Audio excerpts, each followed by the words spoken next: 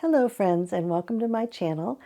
It's the beginning of March 2023 and Laura Mercier has just released a new foundation with all clean ingredients. This is called the Real Flawless Weightless Perfecting Foundation, and it doesn't have any silicones, it doesn't have any fragrance, and it doesn't have any ingredients that would seem to be of concern to EWG or that would keep it from being labeled as clean at Sephora or sold by Credo. So I'm really interested in this foundation and decided to give it a try. I have this in the shade Vanille, which is for neutral fair shade, and I have been wearing it for the past 4 days. This is day number 5 for me, so I'm starting to get a pretty good sense of what the foundation is like and feel like I can give you a fairly detailed review about it. I have very dry and sensitive skin and mature skin, so I'm really discussing this from the perspective of someone with that kind of skin in terms of how well this foundation works for them. I also will be discussing the Laura Mercier line in general and discussing a few more other products that I've tried from that line. So thank you very much for tuning in, and let's get started. So first, a little bit of information about me. I'm 58 years old, and as I said, I have very dry and sensitive skin. I have never had any kind of surgery or injections, and I don't intend to ever do that. And I also have such sensitive skin that I don't feel able to use irritating products like retinol. So I'm hoping that skincare products and cosmetic products can do a little bit to help me look a little bit more fresh or maybe even a little bit younger. I also favor a natural makeup look, so I would really prefer to look like I'm not wearing any makeup at all, except maybe that I've just put on a little bit of lipstick or a little bit of eyeshadow. So I'm also looking for foundations that will give me that kind of look. Over the past 2 years, I've tried out several hundred different makeup and skincare products. So my goal with this channel is to provide you with information about both my experiences and about the ingredients in the products so that you can get a good sense before you purchase something of whether it's going to be appropriate for you and whether or not you're actually going to like it and get some good use out of it. Now, as I said about this foundation, it is silicone-free, it's fragrance-free, it doesn't have any problematic ingredients in it. It does have mostly synthetic ingredients in it, so it's available in 30 shades, and right now it seems to only be available on the Sephora website, and it's starting to be available in Sephora stores, it seems, and it's also available on the Laura Mercier website, but I think it's going to be available everywhere that Laura Mercier products are sold. And I also read that there's going to be a powder that is going under the same name to accompany it, but I'm not seeing the powder available anywhere yet. And now a little bit of information about Laura Mercier. So Laura Mercier herself was a makeup artist. She grew up in Provence in France, and then in the 1990s she moved to the United States and became a celebrity makeup artist. So she was especially associated with Madonna and went on a tour with Madonna, and she also worked with a number of other celebrities. In the mid-1990s, she started a company of cosmetics, and her focus has always been on skin, on the way that skin looks. And it seems to me that she's looking more to take American skin, which can often be in pretty bad shape because Americans don't necessarily use very good skincare or take very good care of their skin, and to try to make it look like they're actually not wearing any foundations. So her company has always been based largely on things like primers and foundations and concealers, and especially powder. So the loose setting powder is likely her most popular and profitable product. The company was sold to Shiseido in 2016 for $248 million. And then in 2021, Shiseido sold the company to a private equity group. And there are 2 other companies that were associated with that. One is Bare Minerals and one is Buxom. And the group that runs them is now called Orveon, and Laura Mercier is still involved with this company. So it looks to me like they are going to be bringing out a number of different new products. So they brought out quite a few over the past year, and it looks like most of the ones that they brought out have much cleaner ingredients lists than they did in the past. So I think most of the companies' sales are from the U.S. So I think it may be that certainly, if we're focusing on the U.S. market, that cleaner beauty is a trend in the U.S. So hopefully we'll continue to see products from Laura Mercier that are things that I would actually consider wearing. So I found an article in Vogue Business about the company, and it said that Laura Mercier and the other people that run the company are suggesting that the trend toward a more natural beauty look might benefit the brand. And so they want to continue to focus more on that and to continue to try to grow the brand. And the vice president of product development says about this new foundation, the new foundation uses a hydrolipid matrix that delivers 24-hour hydration, offers a light to medium coverage, and is made with a lecithin-coated pigment that helps the product melt into the skin. It allows it to have a strong affinity with the skin versus traditional pigments that sit on top of the skin and look a little heavy or cover it up in a way that looks fake. The powder is formulated with nourishing ingredients such as camellia flower, cocoa peptides, and vitamin E, usually found in traditional serums and creams. The glowy finish can make users feel confident enough to go without heavier coverage, she says. So now I want to talk a little bit about what I'm personally looking for in a foundation, because it tends to be quite different than what I think a lot of people here on YouTube or TikTok are looking for. So I want to make that clear up front so that you can know whether or not the things that I like are likely to be good for you as well. So the most important thing that I'm looking for is whether or not the foundation irritates my skin. And I have a rule that if a product, especially a foundation or especially a skincare product, provides any irritation to my skin at all, then I just simply am not willing to use it, because my skin is so delicate that it really, once it's a slippery slope, and that once I start to get my skin irritated, then pretty much everything else I'm using is irritating, even if it wasn't to begin with, and then my skin turns into a big mess really fast. In some cases, products really just I intuitively feel like they're good for my skin and good things for me to be using. And in other cases, even if I'm not seeing any evidence that they're irritating my skin, I just don't feel great about using them. Whether or not a foundation is irritating my skin, there are some foundations that I have found that I think that if I put them on at the beginning of the day, rather than not using any foundation at all, that I do feel that they're helpful for my skin. So these may be foundations that use especially high quality oils, or that use things like sodium hyaluronate or squalane or certain kinds of botanicals. And if I find that's, or certainly if it has something like a fermented ingredient in it. So if a product has those kinds of positive benefits for my skin, then that is something that I'm more likely to use, rather than saying, oh, let's not wear foundation at all and just skip it. Another really important thing for me is whether or not it makes my wrinkles look worse. To some extent, sometimes I can avoid putting the foundation in areas around my eyes and instead use a concealer for that. But increasingly, I'm starting to feel like there's enough lines on my skin that it's really better if I try to avoid entirely any foundation that makes my wrinkles look worse. So the next question is whether or not the foundation makes me look younger. So I recently put together a video on the Makeup by Mario foundation where I discussed that. And what I think is the case with both that foundation and with one by Jones Road, which is called What the Foundation, is that it seems to put a layer of softness on my face that allows my face to look less gaunt and more like it still has more fat underneath the skin. Another question is what the finish of my skin looks like.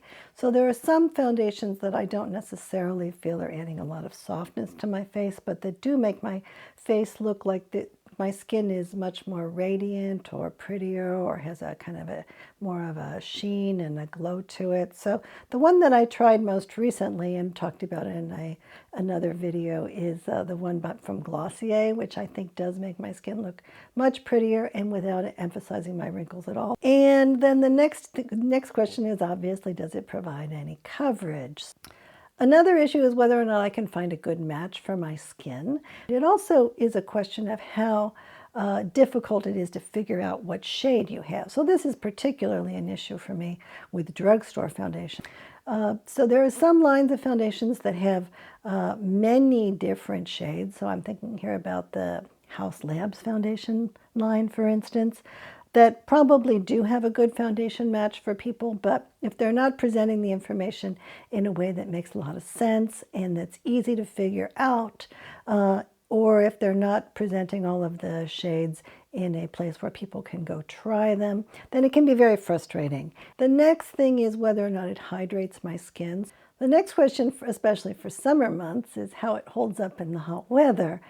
So the issues are that some foundations, especially if they're more oil-based, then what often can happen is that it will mix with the sweat on my face and then just kind of like all turn into a big mess and all get dissolve and drip off my face. In addition, a lot of silicone foundations seem to prevent the sweat on my face from evaporating, and so then I start to feel like I've got saran wrap or something over my face, so that does not work very well either. Now the next thing about silicone foundations is that I have found that they tend to be very difficult to remove from my skin, and that certainly they're not going to wash off if you're using water because they tend to be water resistant.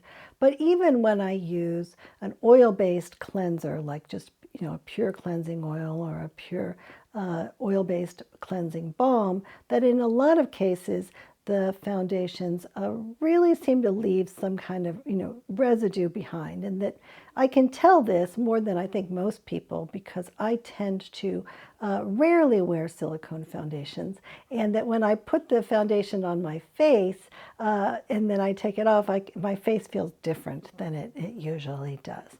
And I'm not real crazy about that because what I feel is happening is that if there's a layer of silicone on my face, then underneath the silicone I have a layer that contains things like dead skin cells and sweat and dirt and fungus or bacteria or whatever. All kinds of stuff could be growing there or building up there. And a lot of the reason that a lot of people have such difficulties with their skin probably is because they're not really getting that silicone off their face. And if I use silicone too much, and if they're the kinds of silicone foundations that I can't remove easily, then my skin quality deteriorates dramatically. Another question is how much trouble it is. So I'm thinking here about the Jones Road foundation, which comes in a glass jar and it separates in the jar, and when you put it on your face it feels kind of sticky, and then you need to figure out should I rub it in, do I need to put powder on it? So the more trouble that a product is, the less likely I am to use it, all things being equal. So I'm all the way at the bottom of my list, and I still haven't talked about the main things that I think that many people that are YouTube content creators discuss when it comes to their evaluations of foundation. So when I watch other foundation reviews, and very often what they talk about is how well the foundation lasts on your skin or whether or not it looks patchy. And those do not seem to be issues that tend to be really important for me. So I find that most foundations, unless it's summer and it's all melting off, I find that most foundations hold up really, really well on my skin. I think that's because my skin is dry. And I'm also not looking for that kind of perfection. So I'm really not looking to put on foundation at 6 in the morning and then come home at 10 o'clock at night and have my skin still look flawless. In addition, I feel like although some foundations may break up more than others around my nose or under my eyes or in other areas of my face, I'm usually using concealer for those areas rather than relying on foundation. And the last thing that I'm less concerned about probably than many people is the price. So I kind of think that it's unusual for me to find a product that is going to cost less than $40 that will meet my standards in terms of not irritating my skin. I don't want to spend a huge amount of money, so when we start to get to something that's maybe $70, then I start to think, wow, this is really expensive. It better really be good for that amount of money. And I kind of have a hard and fast rule that I don't pay more than $100 for any kind of beauty product because that seems kind of ridiculous to me. But in general, I feel like I am willing to pay for a product if it's going to be good. Some foundations that I like in terms of wearing on an everyday basis, that tend to be ones that are more casual, that don't have silicone in them, that I feel are good for my skin. So I really have been liking the Typology foundation, and I like the one from Rouge Incorporated, which is very, very similar to the foundation from Jane Iredale that was called Liquid Minerals, but it looks to me like maybe they're discontinuing that one. So I would be kind of sad if they did, because I do like that one. I think that it would be better for them to introduce it in more shades rather than to get rid of it entirely. There's also a liquid foundation from Vapor, which is now out of business, sadly. I like that Glossier skin tint, and I like the Makeup by Mario foundation, but I wish that they had a really good shade for me. I also would like the Jones Road product if it didn't have rose geranium oil in it. If I needed more coverage than the foundations that I have tried that have silicone in them that I do really like, I like the Beauty Counter one without the sunscreen in it, the regular medium coverage foundation, and I kind of like the House Labs foundation. So now let's talk a little bit more about this Laura Mercier foundation. And this foundation, I think, is part of a group of foundations that have been released in really just the past year that perform very similarly to foundations with silicone in them, but that actually do not have any silicones at all. So the foundations that I think fall into this group are the Nars Light Reflecting Foundation and the RMS Re-Evolve Liquid Foundation, and to some extent the Calorie Free Dreaming Skin Tint, and then also the Chanel No. 1 Revitalizing Foundation. So I have tried all of those, and I think that the difference between them seems to be how much oil they have in them. So the RMS one has quite a lot of oil in it. The Chanel one has quite a bit of oil in it. The Calorie one has somewhat less oil in it. And then this Nars one and this Laura Mercier one, these really do not have any oil in them at all. There probably are other foundations out there that are also fall into this category, but if something says that it has fragrance in it, or if it has other ingredients in it that don't look acceptably clean to me, then I just skip over that. So I'm not looking at all of the foundations that are out there, but this group of foundations I think is really good. The unfortunate thing about that Chanel foundation is that it does have fragrance in it. I tried it anyway at an Ulta store. I thought it looked great on me. I thought that in terms of moisturizing, it was very nice, but it did make my skin itch. But in general, I think that thinking about this kind of foundation as a group is probably a helpful thing to do in terms of comparisons. Why it is that companies are putting out all of these silicone foundations, I think that some of it has to do with environmental issues. So whether or not the silicone replacements that are in these foundations are better for the environment than the silicones, I'm not absolutely sure, but I do think that there's been a move away from silicones for environmental reasons, and that there's also been somewhat of a move towards cleaner foundations to the extent that they can be provided because of the clean beauty movement here in the United States. In terms of the Sephora description for this product, it says that it is a weightless foundation that blurs the line between makeup and skin with medium buildable coverage, waterproof wear, and up to 12 hours of fade-proof wear. This hydrating foundation delivers cake-free, color-true wear that blurs the look of imperfections, pores, and fine lines while improving skin tone texture immediately and over time. The formula is dermatologist tested, non-comedogenic, and suitable for all skin types, even sensitive. So really, until you get to ingredient number 13 and then number 15, there really aren't any oils in this product at all. It's really much more occlusive. So the idea is that it's putting a barrier on your skin, but it's not actually providing any substantial moisturizing or hydrating to the skin. So I'm not seeing anything like squalane or sodium hyaluronate in there. I'm not quite sure why it's called a hydrating foundation. In that case, maybe there's some ingredient on there that can be hydrating that I'm not picking up on, but we will get back to that. So let's talk about my experience with this foundation. So I purchased this through mail order, and I'm not sure this is the best shade for me. I think that it's a little bit on the light side. So, but I don't think it's bad for me. I found that it looked a little bit light on my hand, but when I put it on my face and I put this product on half of my face and they have the other half of my face have no product on it at all, I felt like the color was pretty much exactly the same, but that it did provide a substantial amount of coverage of various issues that I had on my face. So my face definitely looked like the color was smoother, and when I put it on my hand and used it to cover little moles or imperfections, it definitely provides quite a bit of coverage. So I would say that you can get medium coverage from this foundation quite quickly. So on the first day that I tried this, I did a patch test and it seemed to be okay, and then I wore the product on half of my face for about 8 to 9 hours, and on the other half of my face I didn't put any foundation on at all.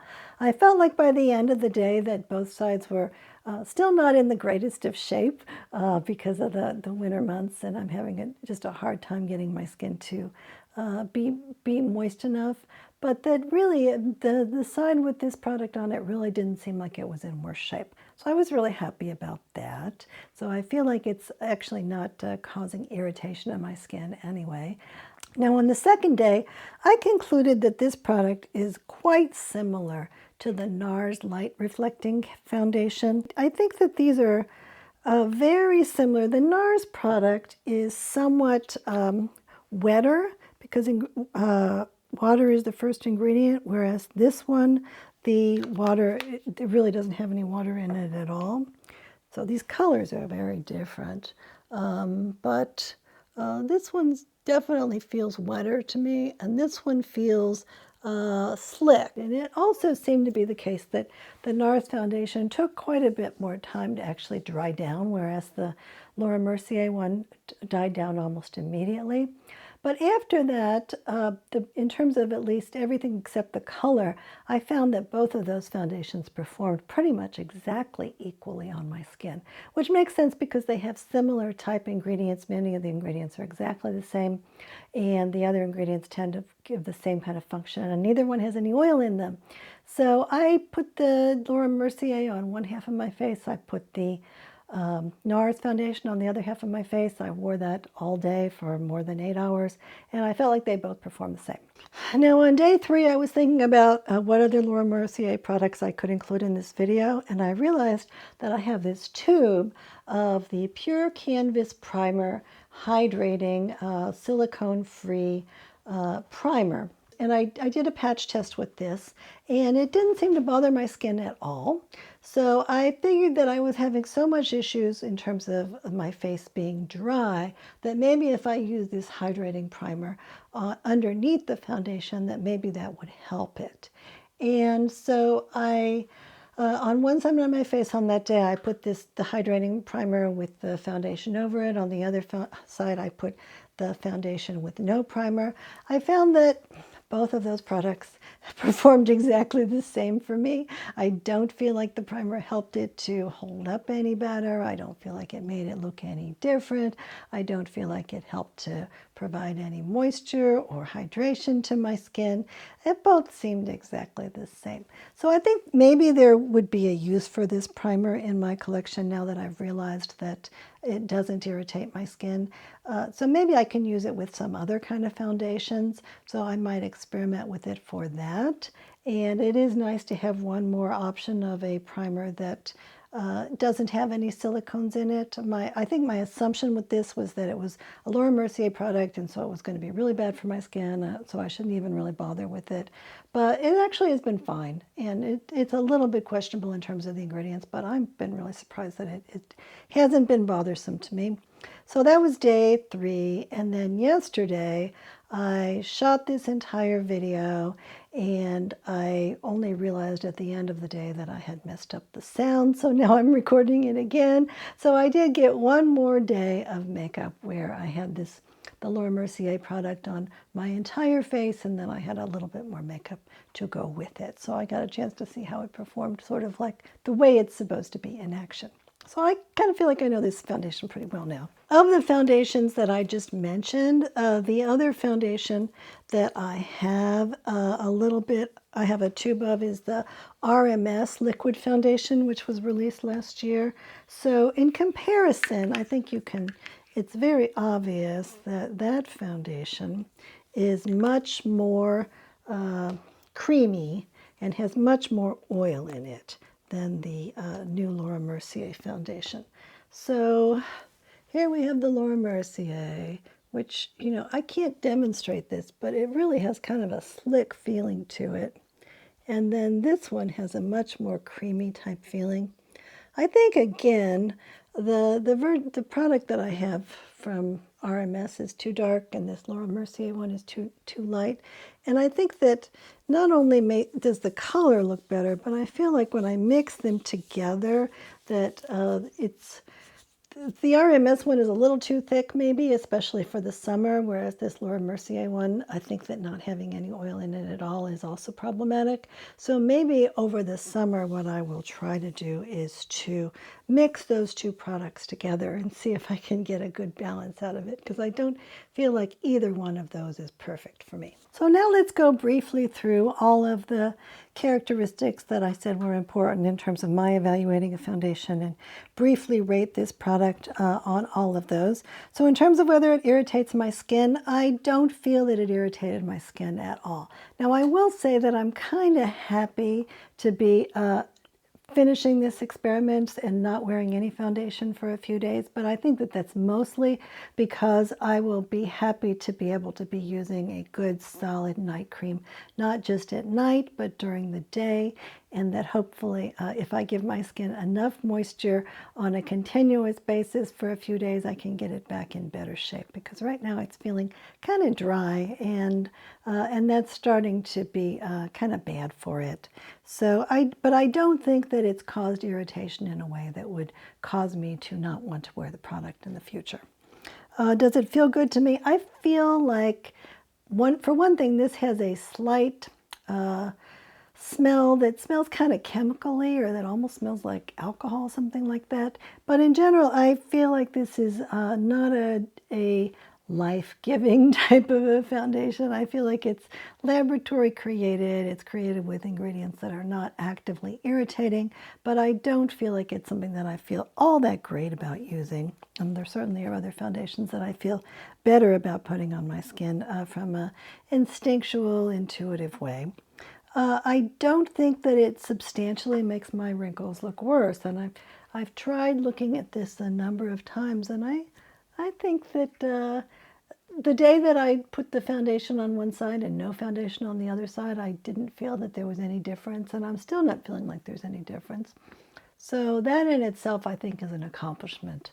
If a foundation can provide really good coverage, and especially without silicones, but not to emphasize my wrinkles, I think that that's a really positive benefit.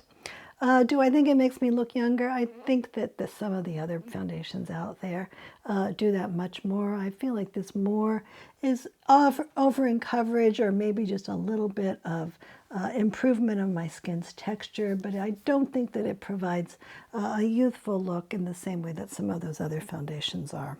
I think the coverage is really quite good considering how thin it is, so I'm actually really impressed with that. Let's see, can I get a good match to my skin? I think this is too light, but it might be the case that the light color is, rather than this fair color, would work better for me. I don't think this foundation is a problem for me, even though it might be a little lighter than I would like. And it's a very straightforward shade range, so you really only have light, medium, dark, and variations in between, and then warm, neutral, and cool. So at least it's not a really confusing description of the shades the way that the, for instance, the House Labs one is. And hopefully, I think many people can get a good shade match. I don't know if someone with, for instance, olive skin could. And it does provide a lot of dark shades, so that is a good thing to see. Does it hydrate my skin? No, it absolutely does not. I don't know why they're saying that it's hydrating, or why they're saying that that primer is hydrating, because I don't think it provides any hydration at all, or moisturizing. I think that maybe it could be worse, maybe it could be even more drying to my skin, but I don't think that for me it's providing certainly not the amount of moisture and hydration that I want in the summer, in the winter. And I will see how it works in the summer. Maybe I will really like it. How does it hold up in hot weather? So far, I don't feel like I've had an issue with it causing that feeling that I have saran wrap on my skin and that I've had problems sweating or that my skin's had problems breathing. But I will see how it holds up when the weather starts to be warmer for that. I don't think it's going to melt off my face. There's no way that this is going to melt off my face. So I think it could be a good summertime foundation, but I will have to report back on that. Does it wash off? It certainly doesn't wash off in water because it's waterproof. I have used some balm makeup removers and some oil makeup removers, and I think it's come off pretty well. I think my skin feels pretty much like my skin after I use those, and then I use a regular double cleanse. So I am happy about that. It's not a product that I would hesitate to use because I would feel like I couldn't get it off. And this product seems to me to be absolutely no problem to use. It comes in this very nice, streamlined, pretty bottle with this frosted glass. And I really like the way that the pump sizes are so small. So I just get a tiny little bit of the foundation so I don't feel like I'm wasting a lot of it. I used one pump on either side of my face and then for this video, and then I used one more little pump that I kind of spread out on both sides.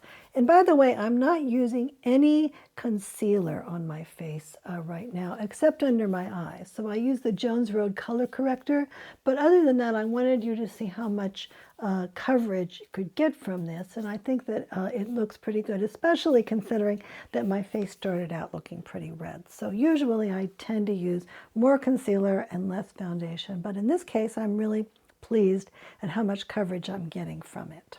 Is it good for my skin? I don't think that this is good for my skin. I don't think it's bad for my skin, but I don't think it's providing any kind of benefits to my skin. And I think it certainly is better if I'm not wearing foundation than if I am wearing this foundation. But that if I'm going to wear foundation, this is one that's not going to be terribly damaging to it, apart from the dryness issue.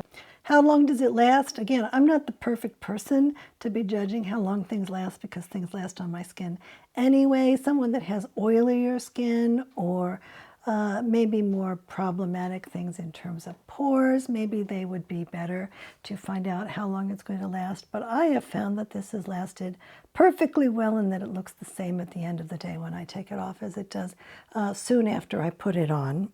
And I don't feel like I've had much patchiness in terms of my nose or in terms of how it goes on.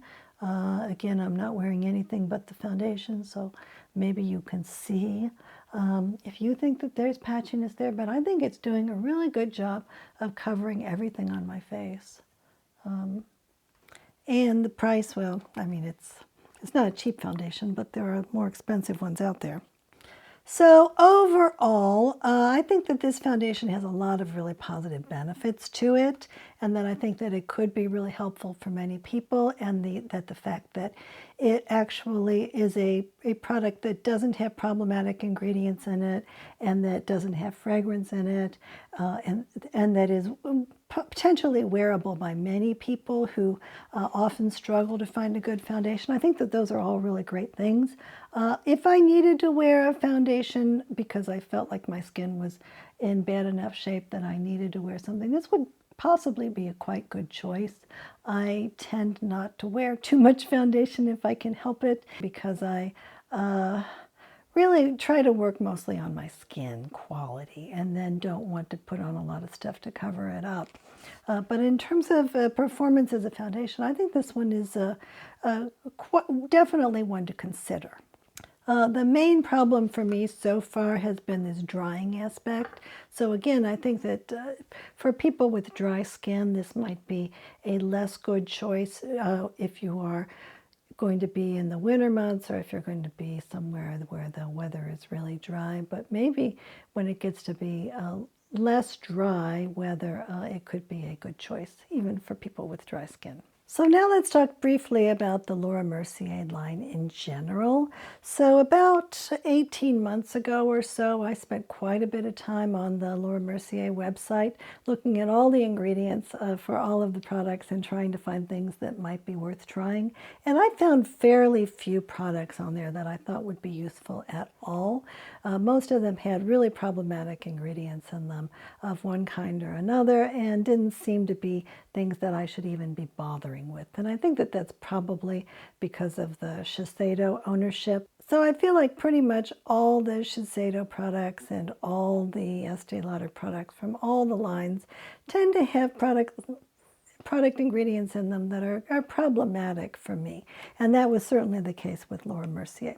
Now when I look on the website and I look at the newer products that have been released, I think that some of them, in addition to this foundation, do tend to be ones that I would consider using and that I would like to try. So I have not placed a big order for them, but next time I go to Sephora, I'm going to go try on a number of those things and see how they're working and see how they're feeling to me. In terms of the other Laura Mercier products that I have tried, the first one that I'll talk about is this eyeshadow stick. Before I started this project, I used to be a big aficionado or maybe even an addict to the Bobbi Brown eyeshadow sticks, which I thought were super easy and super pretty and always looked great on me.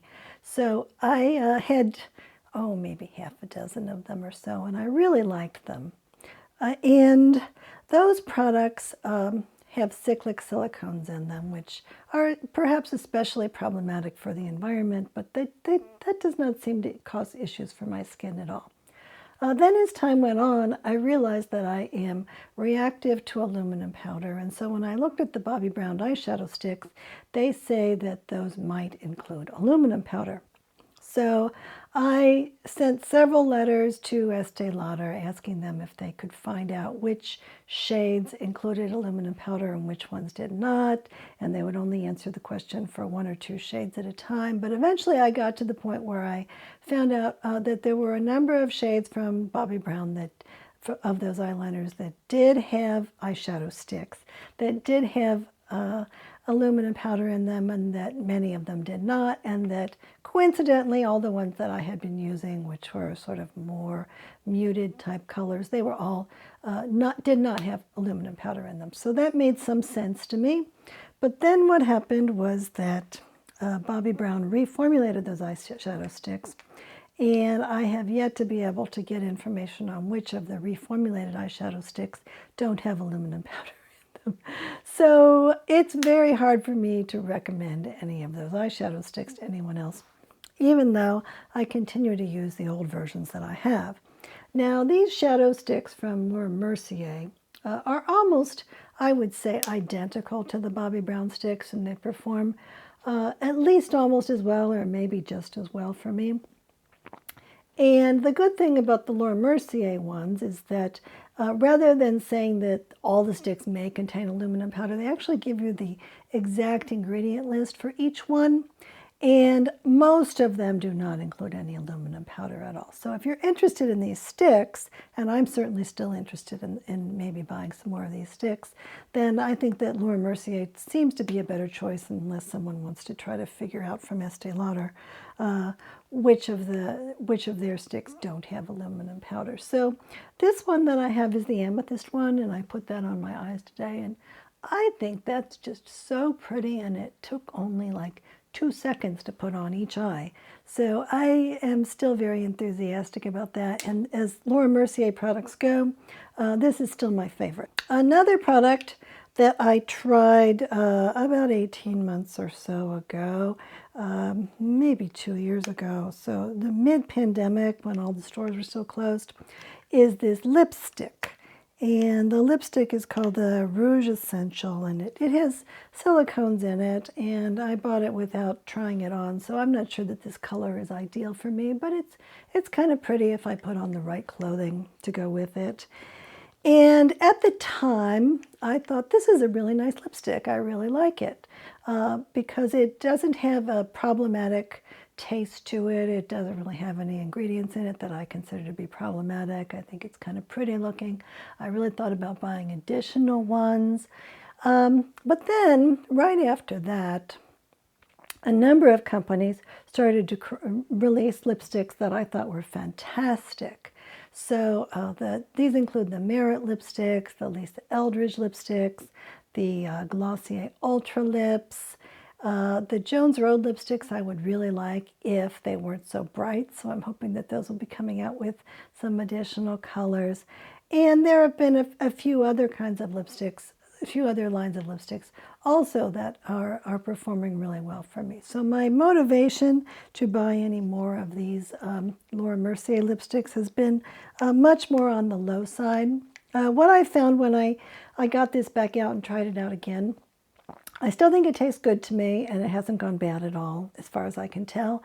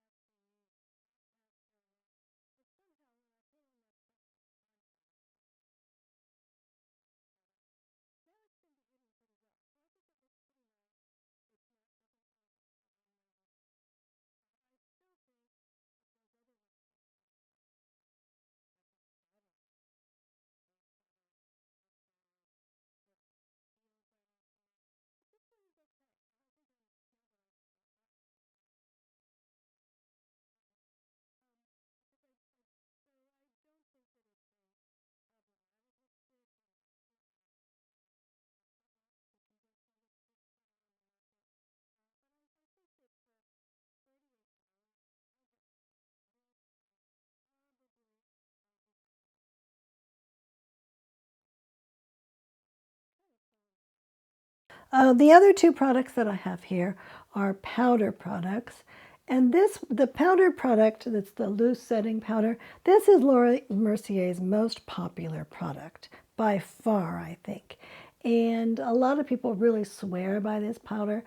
Now, this is a talc-based powder, and the idea of having a talc-based loose powder is also kind of controversial now. The problem with talc is that it tends to be contaminated with asbestos. And so if you breathe in a lot of talc, like if you put a lot of baby powder on and it creates a big cloud in the room and then you breathe that in, you have the potential of getting lung disease. And there also is one case that was reported, at least one case, where someone who had been using baby powder in the groin area ended up getting, I think it was uterine cancer. So talc can be problematic, not because of the talc itself, but because it tends to be contaminated with asbestos. And not all cosmetic talc is contaminated, but there have been some reports that it can frequently be contaminated. So with a lot of products, if you're just using a little talc in an eyeshadow, then you're less likely to stir up a lot of a dust that you're going to be breathing in. But with a product like this, I think you could be breathing it in. Now, the other thing about this powder that I didn't realize until I got it back out again was that it has parabens in it, and including some of the parabens that EWG considers are really problematic. I know that there are some certain dermatologist type people that are on YouTube and TikTok who are taking the position that parabens are fine and we shouldn't be worrying about them. And however, parabens have been banned by the European Union, so they apparently think there's an issue. The issue seems to be mostly that it's an endocrine disruptor, but they also can be irritating. And what I have found with all of the products that I have tried that have had parabens in them is that they both irritate my skin and that they feel like something that I just don't want to have anything to do with, much more so than most conventional cosmetics that I encounter. So I had forgotten, if I ever knew, I must have known when I spent all that time on the Laura Mercier website, but I had forgotten that this powder had parabens in it, and I got it as a free promotion at some point. And so I put some of this on my face when I first started this project, and I'm like, how can that be irritating my skin? So that was a surprise to see that it has all those parabens in it and the talc. And I think it's difficult for Laura Mercier because this product is so popular. So it's hard for them to discontinue it, but it's hard for them to continue to sell it considering how problematic the ingredients are. They did release a new talc-free product, a loose powder with no parabens and really a quite clean ingredient list that seems to be getting good reviews, so maybe they will eventually replace this with that powder. But if you're interested in Laura Mercier powder, that could be one to try, and maybe over the summer I will give that a try myself. Now the one other product that I have from Laura Mercier is this little sample of powder. And this is in the color Rosé, so I have that on my face right now also. When I first got this powder sample, maybe 18 months ago, and I don't use powder blush that much, or I hadn't been using powder blush that much. I kind of liked it. So it has hydration elements in it, and it seems to be very finely milled, and it went on very smoothly, and I think it looks pretty on my face, even right now. But then, again, over the past year, a whole bunch of new powders that I feel really, really good about that have no talc in them at all and that perform much better than the talc versions have been introduced. So these include the RMS powder, powder blush, which I think is really terrific. There's a company called Mob Beauty, which is being run by some of the original founders of the MAC company, that I think is really terrific and not even as expensive as this Laura Mercier blush. The Jane Iredale has a really good powder blush that I think is well worth trying that has a whole lot of different shades. And there is a new powder blush from House Labs, which is quite bright, but is also a very high quality product that I am going to be reviewing in a video probably in the next few days, along with other products in the House Labs line. So I don't feel like at this point that there's any reason for people to be purchasing this blush instead of one of those others. And I would hope that this is one of those products that Laura Mercier is going to be reformulating and hopefully will be part of their new cleaner line of products. And then in terms of other products that I see on the Sephora website that I would be interested in trying, there's some liquid blush type products that I think might be interesting, or maybe even, I think there was a liquid bronzer, and I find it very difficult to find the right shade of bronzer, so I'll probably take a look at that and see what kind of shades they have. The one that I think that I'm most interested in is called the Petal Soft Lipstick Crayon. That one seems like it has quite good ingredients, and I'm kind of an aficionado of a good lip crayon, so I would like to try that one. So in general, I think that Laura Mercier I had a very strong idea that this was not a brand that was going to have anything, but it seems like they're changing a lot now. And now that they've disengaged themselves from Shiseido, that they're becoming a brand that has a lot more potential. And so I'm going to be keeping a close look on them to see if there are any other products that come out that might be worth reviewing.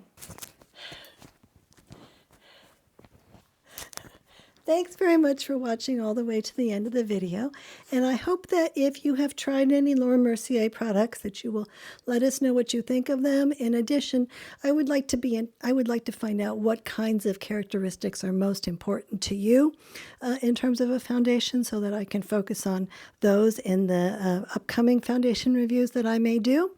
And thank you very much for watching, and please subscribe to my channel. Coco and I love you very much. Coco, look at the camera. Coco is so dumb. Bye-bye. Thank you. You did not look at the camera.